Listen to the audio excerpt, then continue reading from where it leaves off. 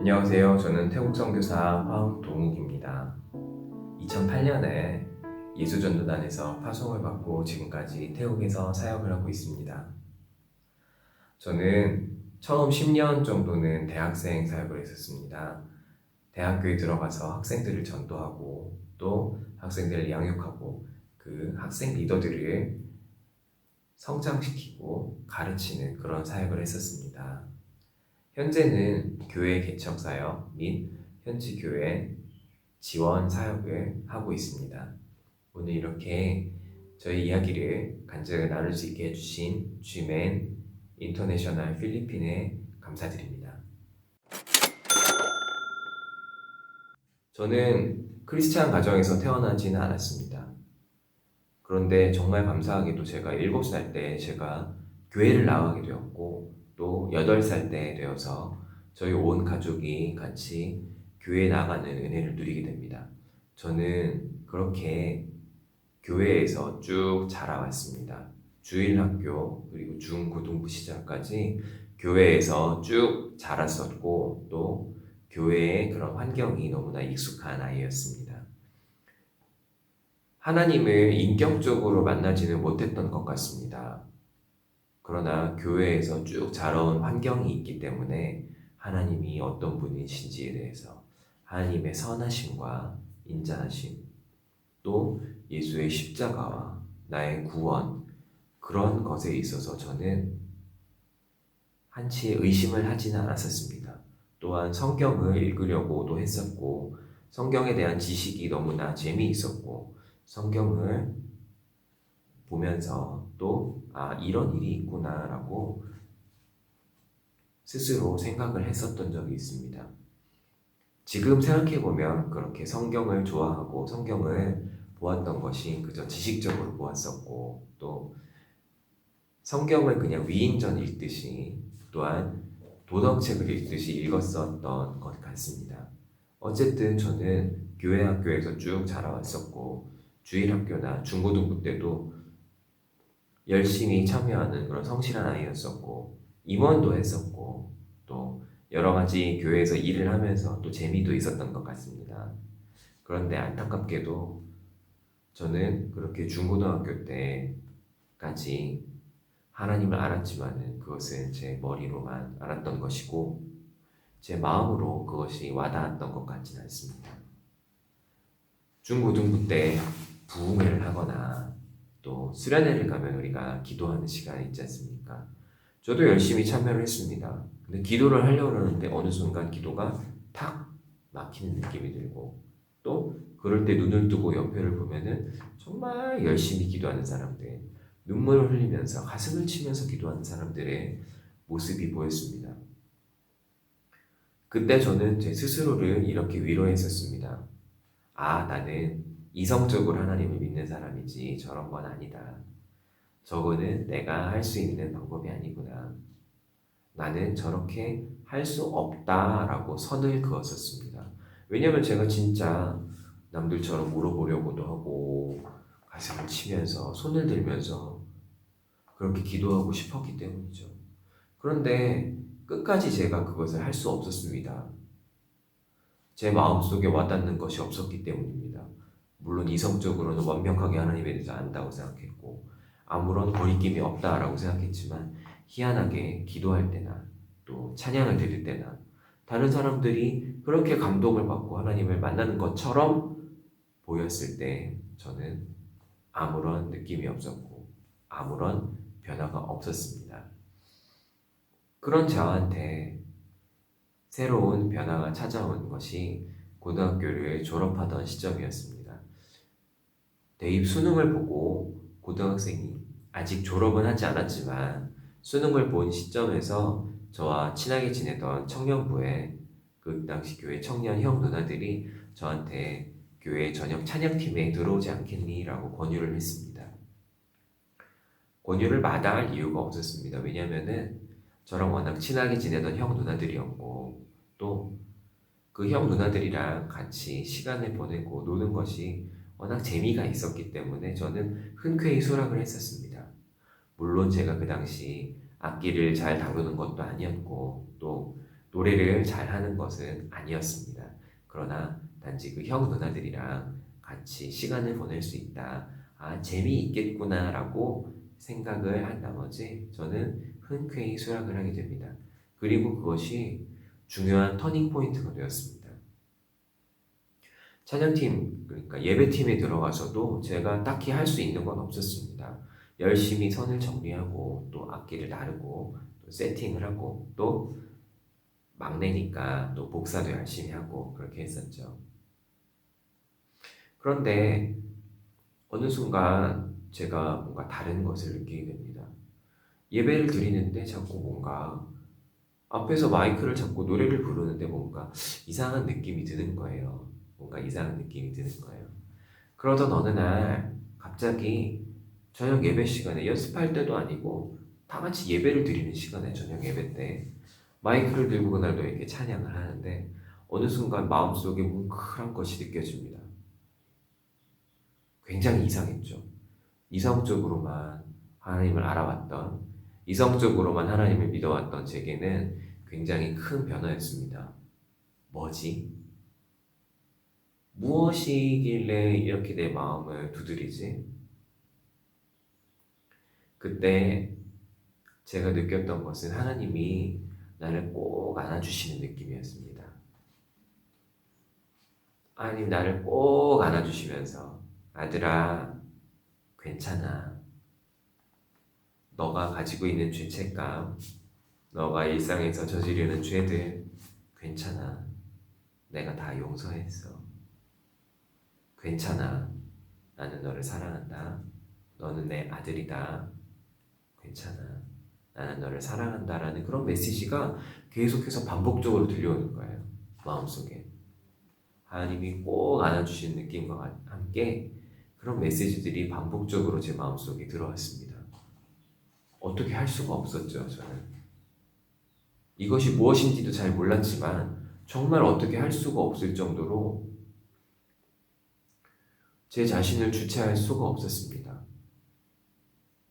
그 당시 그리스도인이라고 하면서도 하나님을 이성적으로만 알았지 마음속으로 다가오는 그런 하나님은 아니었기 때문에 제 교회에서의 생활과 또 대학교를 들어간 다음에, 특히 대학교를 들어간 다음에 제 생활은 완전히 별개의 생활이었습니다. 대학교에 들어간 다음에 저는 학교에서 그리스도인으로서 살아가지 못했습니다.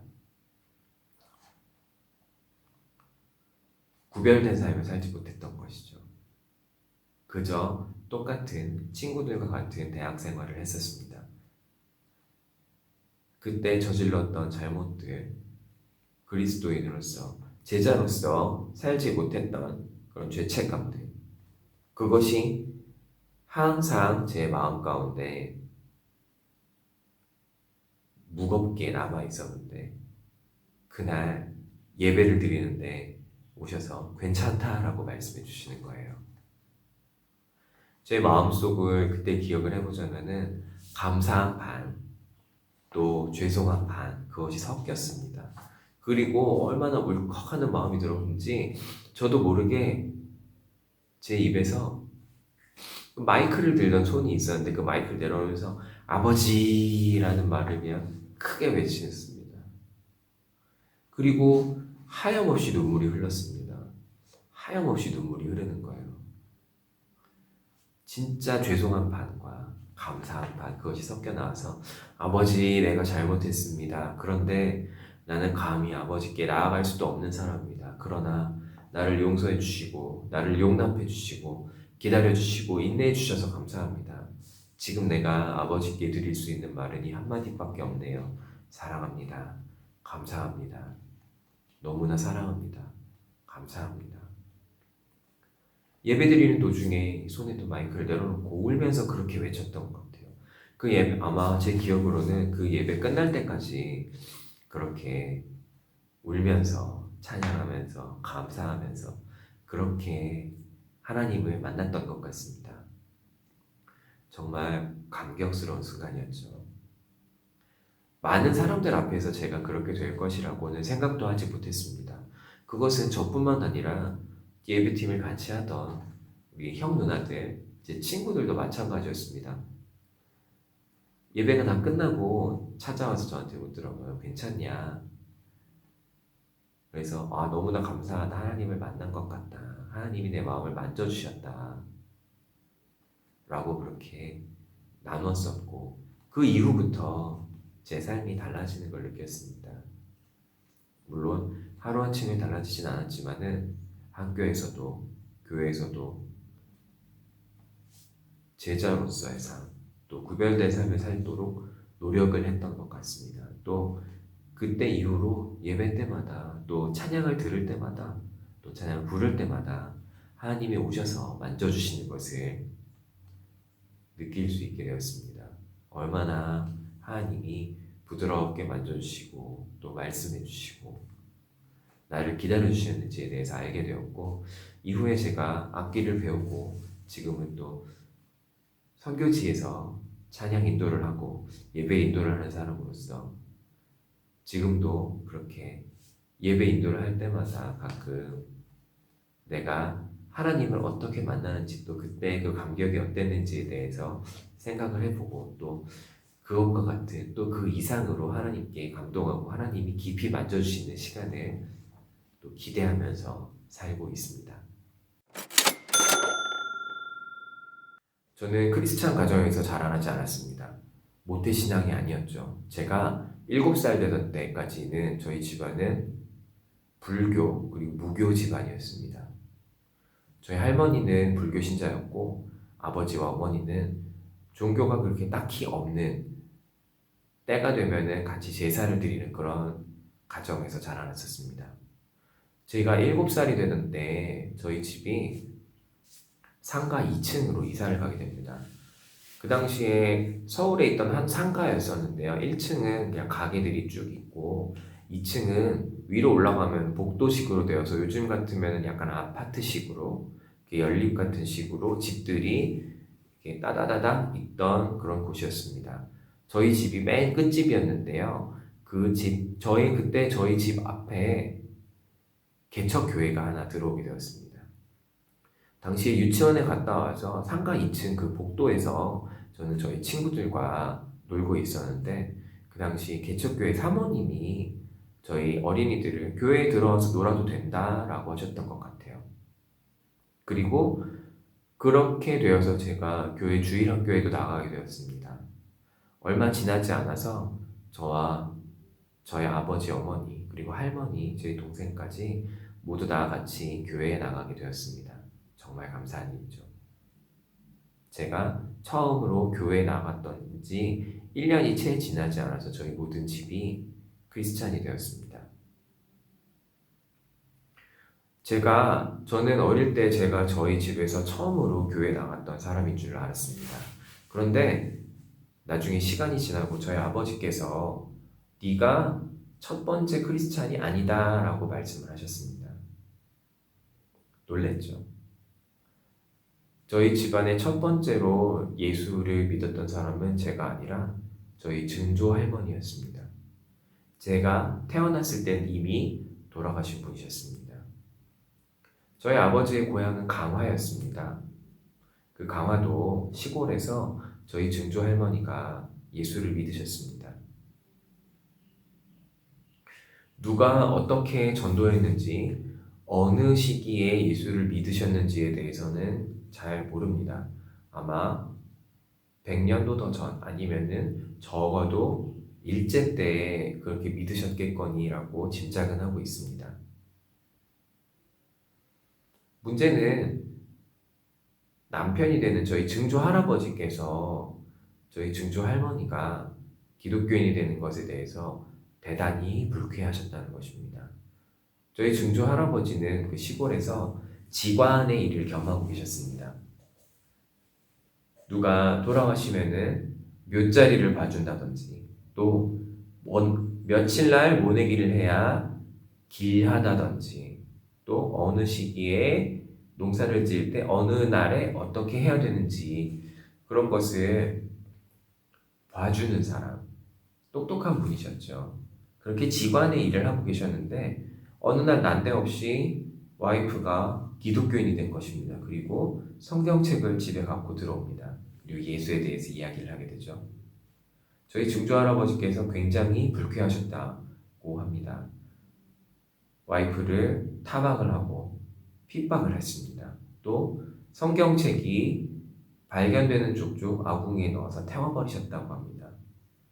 증조 할머니는 이것에 굴하지는 않으셨습니다. 그리고 저희 그 증조 할머니의 자손, 그 아들, 딸 몇몇이 예수를 믿었다고 합니다. 불행하게도 저희 할아버지는 예수를 믿진 않으셨습니다. 그러나 저희 고모 할머니 몇 분이 예수를 믿으셨고 그분들은 예수를 믿고 지금 다 하늘나라에 계십니다. 어린 시절에 저는 그것을 알 턱이 없었던 것이죠. 왜냐하면은 교회를 나오기 전 할머니는 저를 데리고 절에 다니셨었고 저희 집은 제사를 드리던 집안이었었기 때문입니다.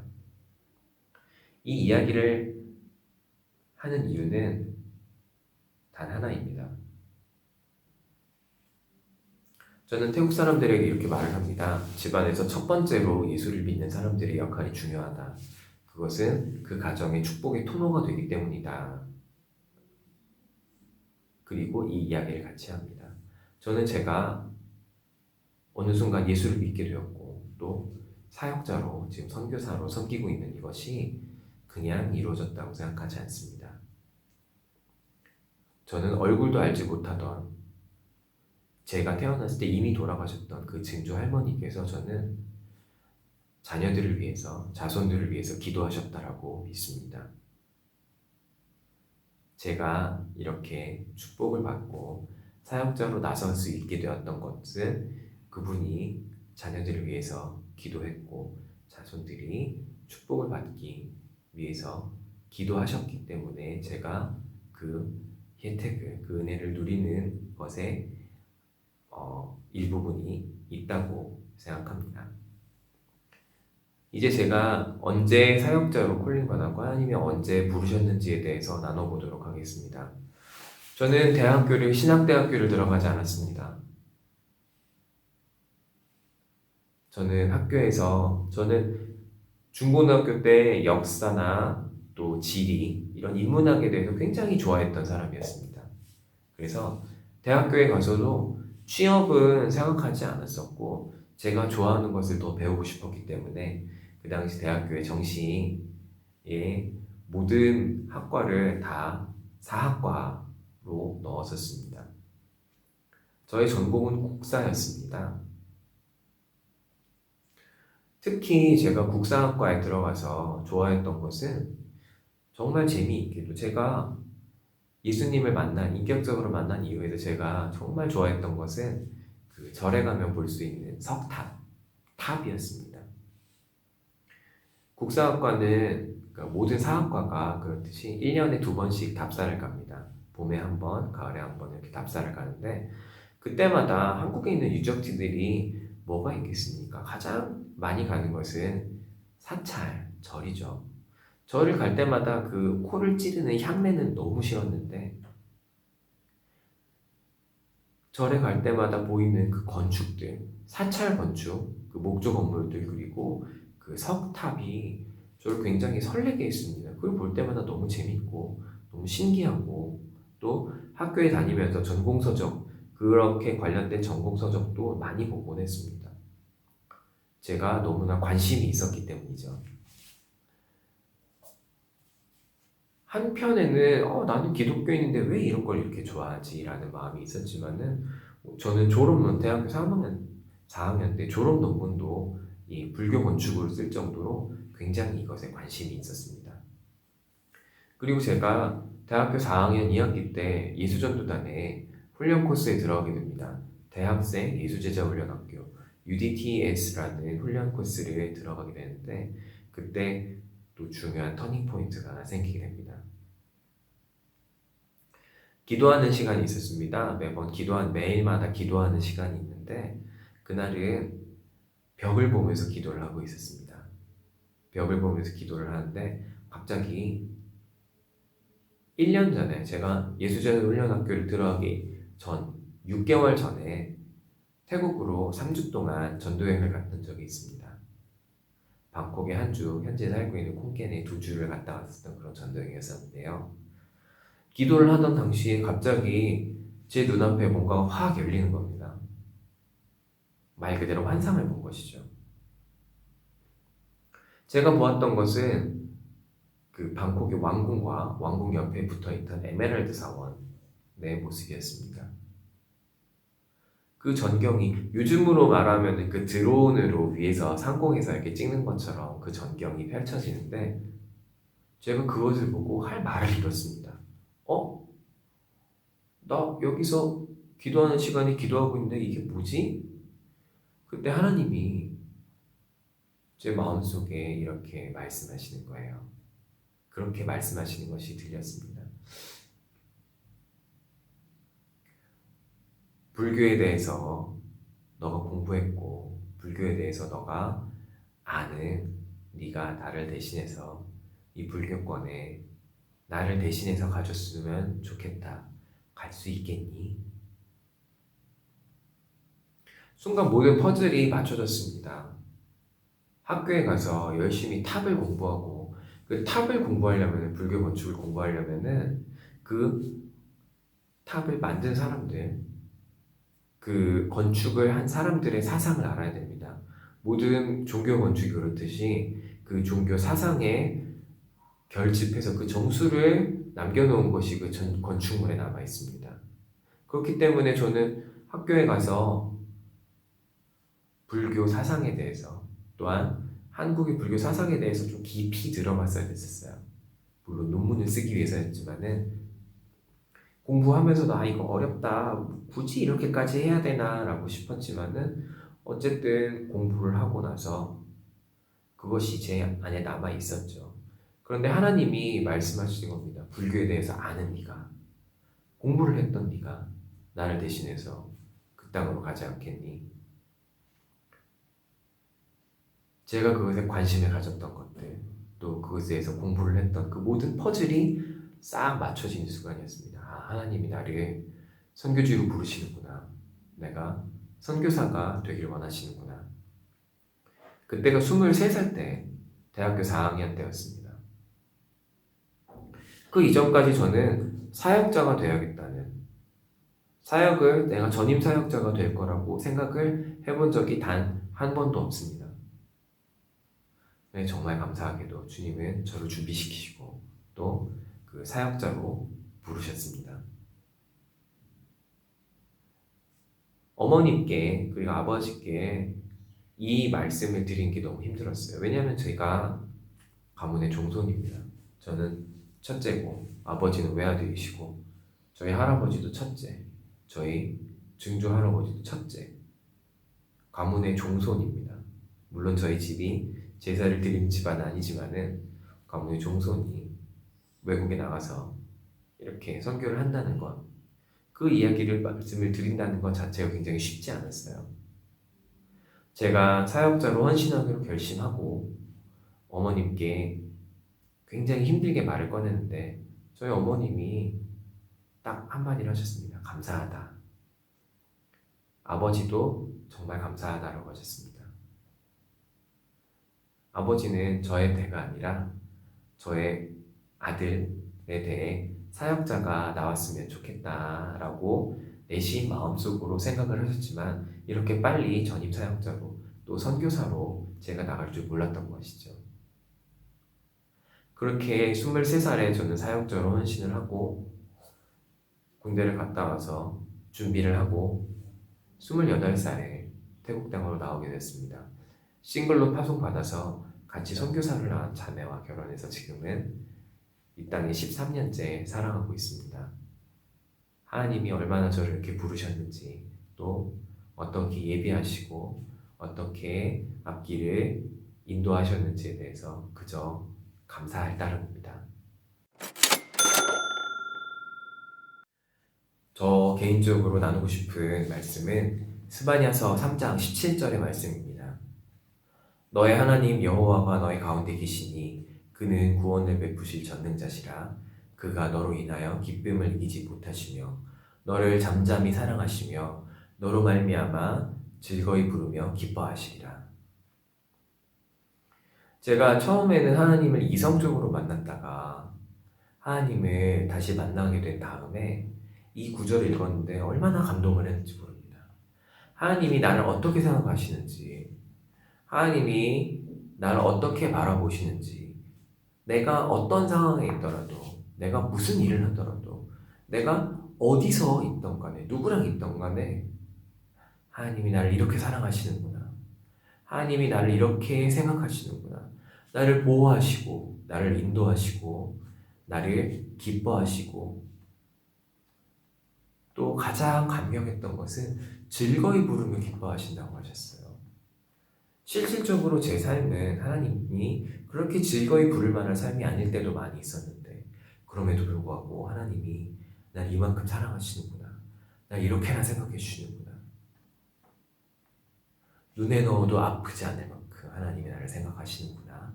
라고 그 모든 하나님의 사랑이, 그 모든 하나님의 마음이 이 구절을 읽을 때 느껴졌습니다. 그래서 저는 이 구절을 지금도 너무나 사랑하고, 지금도 제 노트북을 펴면은 첫 번째 배경화면이 이 구절로 저는 지정해 놓고 늘 묵상하면서 그렇게 살아가고 있습니다. 이제 저 다음으로 간증하실 선교사님을 소개하도록 하겠습니다. 태국 동북부에서 사역하고 계시는 배완수 선교사님이십니다. 저 개인적으로 2001년 제가 대학생 때 주일학교 선생님으로 봉사를 하고 있었을 때 담당 교역자로 만나뵀던 분입니다. 그 당시에 소년부 담당 강도사님이셨고, 제가 2008년에 선교사를 나온 다음에 또 같은 나라, 같은 지역에서 선교사로 뵐 수 있어서 너무나 좋았던 분이기도 합니다. 저 다음으로 간증을 이어가실 분은 태국 선교사 GMS 파송 태국 선교사이신 배완수 선교사님이 되겠습니다.